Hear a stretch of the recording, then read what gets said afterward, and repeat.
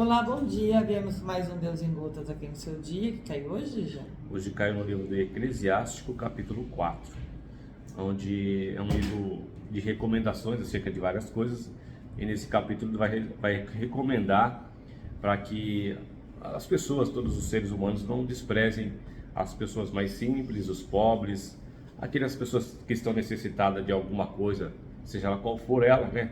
Seja algo financeiro, seja de uma atenção, seja de uma ajuda, qualquer coisa que você pode, que está diante de você, que você pode fazer, executar aquilo para poder ajudar essa pessoa, para que nós não venhamos desviar os nossos olhos desse tipo de situação, porque muitas das vezes é assim que acontece. Muitas das vezes passamos por algumas situações em qual nós podemos até ser o mediador ou o ajudador daquela pessoa, e a gente procura desviar o olhar para não, sei lá, não perder um tempo ali, não ter que desgastar um pouco o seu tempo fazendo algo ali que não estava previsto para nós fazermos, que é situações que são adversas e não são comuns, mas de vez em quando acontece, muitas das vezes, para que Deus venha nos testar para ver como que está o nosso coração, como nós estamos agindo com as pessoas que estão em situações, não vou falar piores, mas que estão em situações que estão menos favoráveis do que nós em alguma área da sua vida. Às vezes é emocionalmente mesmo, às vezes é financeiramente, às vezes precisa de uma força, de um serviço, ou qualquer coisa que possa fazer ali para ajudar, e ela está necessitando disso. Então aqui está recomendando a nós, não, se nós pudermos ser esse canal, ser esse instrumento para aquele momento, aquela pessoa, que nós não desvie disso e possa atender essa necessidade de alguém, porque assim também é conosco. Às vezes nós também podemos passar, como todo mundo está sujeito a passar por alguma situação, quando nós precisamos de alguma ajuda, e eu creio que Deus enviará alguém que pode ser essa pessoa para nos auxiliar. Sempre vai ter alguém que Deus vai usar para que seja um instrumento para levantar as outras pessoas. E aqui, quando eu estava lendo, quando a Rosane estava lendo esse capítulo aqui, onde fala de ajudar as pessoas mais simples, mais humildes, pessoas que realmente precisam de ajudas ali, eu me lembrei da passagem qual Jesus está falando, ensinando para os fariseus, para os homens religiosos daquela época, que deveria amar o próximo como a ti mesmo. Jesus estava ensinando a eles queriam saber, mas como que é isso?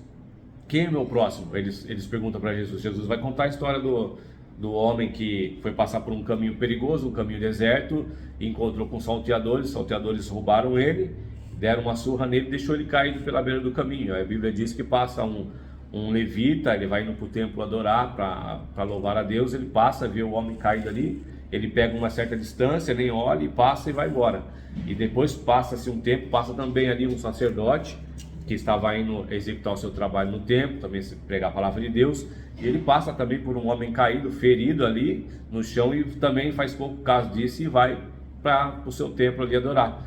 E a Bíblia fala que passa um terceiro homem, era um samaritano de um povo diferente, e ele vê na situação daquele homem, não se importando com a raça que ele tinha, ou o que havia acontecido, se ele era bandido, se ele era uma pessoa inocente, sem se importar, mas ele vendo um ser humano precisando de ajuda, e ele sendo uma pessoa que estava ali para ajudar, como é no caso, como está colocado nessa passagem em Eclesiástico.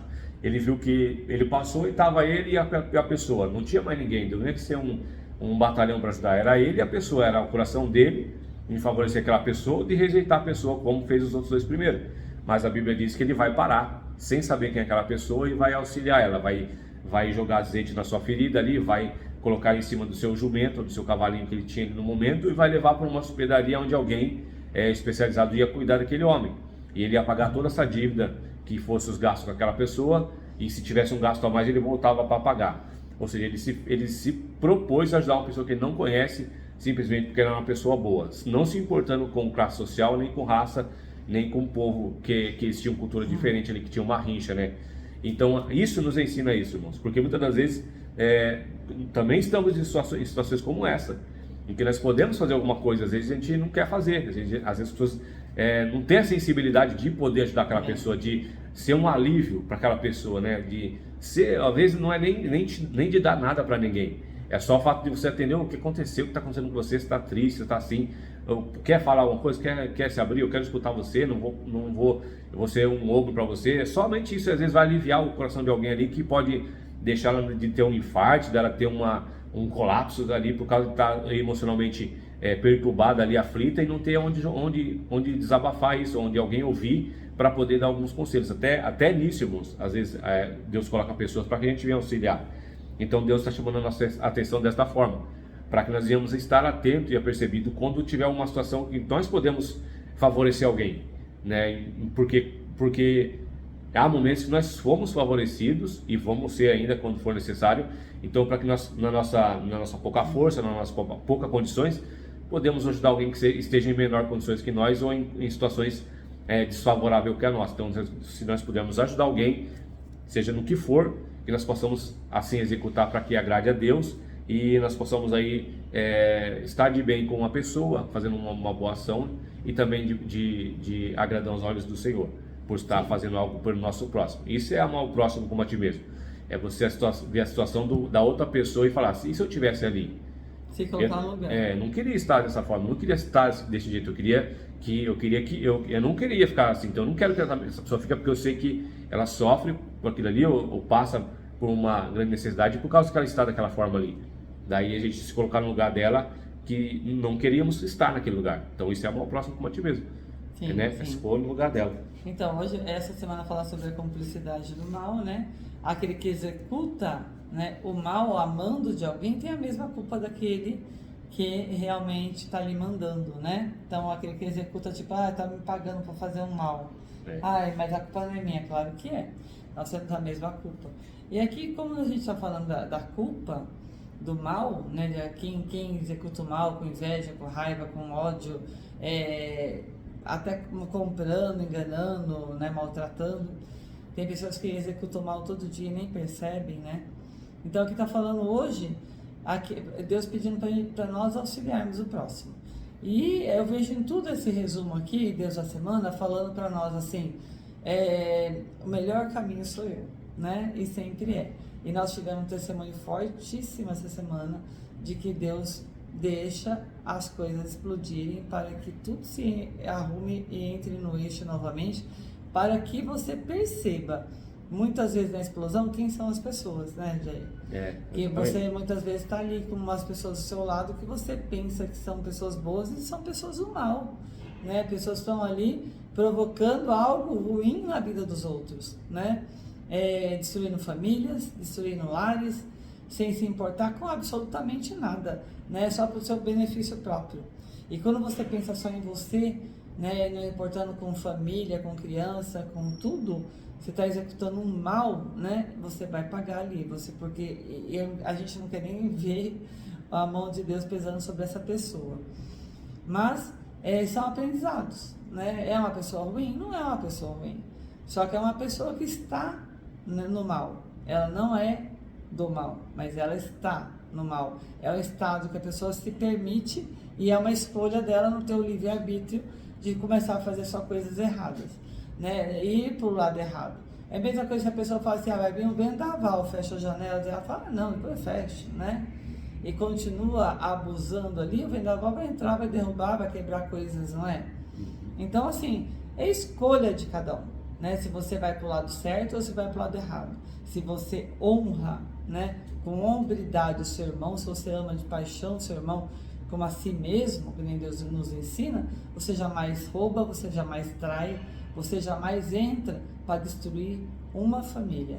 Então, assim, nós tivemos e sempre firmes na oração, né, nessa semana, e Deus falando conosco, que é a cumplicidade do mal. O que é a cumplicidade do mal? Duas pessoas agindo de uma forma errada, né?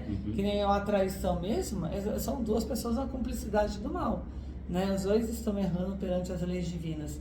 E Deus falou que quando Ele restaura uma aliança, quando Ele faz uma aliança vir firme ali, aliança entre os romanos e os judeus, independente se é mulher, homem e mulher, se Ele restaura, Ele traz aquela aliança forte, quem tentar, né, destruir essa aliança, vai ver a punição dele, vai sofrer a justiça de Deus, porque ninguém destrói uma aliança.